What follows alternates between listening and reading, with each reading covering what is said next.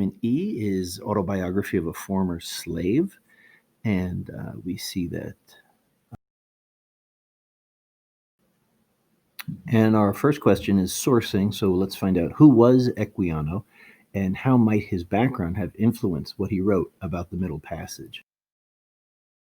The source is Olaudah Equiano, the interesting narrative of the life of Olaudah Equiano, or Gustavus Vasa, the African, and it's written in 1789. You can see this is after the Regulation Act in England.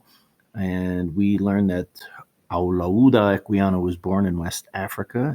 As a young boy, he was kidnapped by an African tribe and sold to European slave traders who took him to Virginia. He eventually purchased his freedom and moved to England, where he became active in the abolition movement. He later wrote an autobiography describing his experiences as a slave. Recently, a historian located evidence indicating that Equiano was actually born in South Carolina. However, other historians maintain that there is strong evidence corroborating Equiano's account.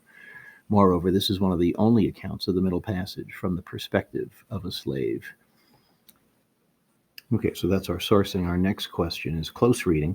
And why do you think slaves were punished for not eating? These are some excerpts, and we learned that I was soon put down under the decks, and there I received such a smell in my nostrils as I had never experienced in my life, so that with the loathsomeness of the stench and crying together, I became so sick and low that I was not able to eat, nor had I the least desire to taste anything. I now wished for the last friend, death, to relieve me, but soon, to my grief, two of the white men offered me food, and on my refusing to eat, one of them held me fast by the hands and laid me across, I think, the windlass, and tied my feet, while the other flogged me severely. I had never experienced anything of this kind before. The crew used to watch us very closely who were not chained down to the decks in case we would leap into the water. And I have seen some of these poor African prisoners most severely cut for attempting to do so, and hourly whipped for not eating.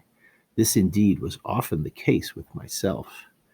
I feared I should be put to death. The white people looked and acted as I thought, in so savage a manner, for I had never seen among any people such instances of brutal cruelty, and this not only shown towards us blacks, but also to some of the whites themselves. One white man in particular I saw, when we were permitted to be on deck, flogged so unmercifully with a large rope near the foremast that he died, and they tossed him over the side. This made me fear these people the more.